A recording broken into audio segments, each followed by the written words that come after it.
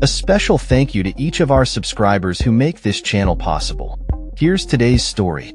In a shocking incident that has ignited widespread protests and calls for justice, David Huerta, president of SEIU California and SEIU-United Service Workers West, was injured and subsequently arrested while witnessing an Immigration and Customs Enforcement (ICE) raid in Los Angeles on Friday. This event has raised significant concerns regarding the treatment of individuals during ICE operations and has prompted a collective outcry from labor unions and allies across the nation. Huerta, a well-respected labor leader representing over 45,000 workers, was present to observe the raid when he was allegedly pushed to the ground by ICE agents, resulting in injuries that required hospital treatment. After being released from the hospital, he was transferred to the Metropolitan Detention Center, where he remains in custody. The union has stated that Huerta was merely exercising his First Amendment rights to observe and document law enforcement activities. In a statement, Tia Orr, executive director of SEIU California, demanded Huerta's immediate release, emphasizing the need for solidarity and justice. Huerta himself echoed these sentiments, stating, "We all collectively have to object to this madness because this is not justice. This is injustice." He highlighted that his arrest is part of a larger issue concerning the treatment of immigrant communities and the need for collective resistance against such injustices. The Department of Homeland Security reported that approximately 44 individuals were arrested during the raids, with Huerta being charged with obstruction of federal officers.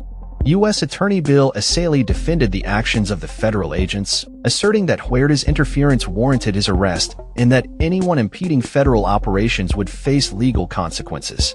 This incident has drawn sharp criticism from various political figures, including California State Senator Scott Wiener, who labeled the actions of ICE as indicative of a fascist approach to law enforcement. Representative Jimmy Gomez also condemned the overreach of federal authorities, stating, "This isn't just an overreach, it's a nationwide pattern of suppression. We must stand together." California Governor Gavin Newsom expressed his support for Huerta, calling him a respected leader and an advocate for working people. He condemned the violence against Huerta and emphasized that no one should be harmed for witnessing government actions.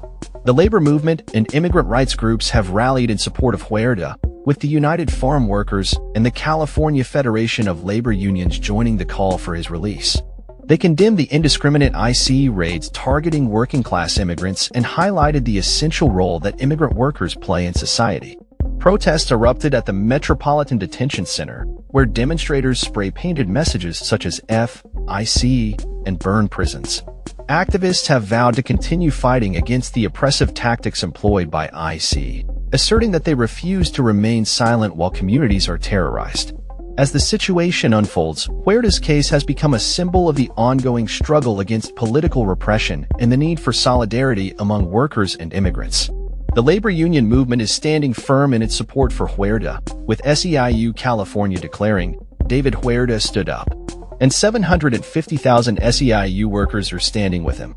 The call for justice and the demand for an end to ICE's aggressive tactics continues to resonate across California and beyond, as communities unite in their fight for dignity and respect for all workers.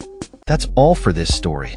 We upload videos every day covering many different subjects, so hit that subscribe button to stay informed. Thanks for watching.